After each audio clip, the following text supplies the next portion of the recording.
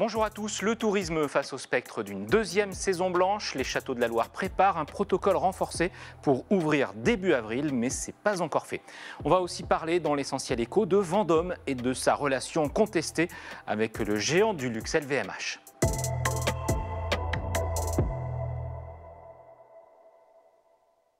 Les Châteaux de la Loire négocient activement en coulisses en ce moment. Ils craignent une nouvelle saison compliquée.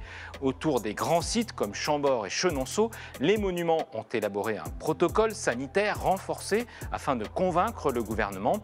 Une demande relayée au plus haut niveau par François Bonneau, le président de la région.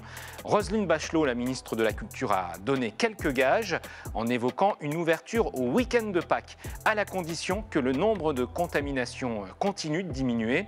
En 2020, la fréquentation des Châteaux de la Loire a chuté de 48% selon le comité régional du tourisme.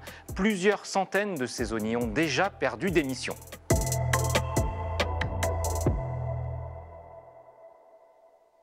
Une polémique à Vendôme. Le conseil municipal a validé à la majorité la vente de la marque Vendôme au groupe Louis Vuitton Moet Hennessy. LVMH déboursera 10 000 € pour ses futures productions en joaillerie, les bijoux. La somme est symbolique puisque LVMH est un géant mondial du luxe qui s'approche des 45 milliards d'euros de chiffre d'affaires.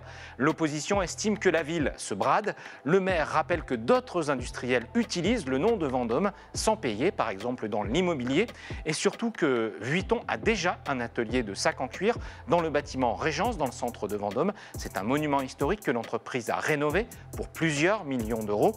Une deuxième usine va ouvrir l'été prochain près de la gare TGV, et une troisième unité est en projet. À terme, environ 500 emplois de LVMH sont prévus à Vendôme.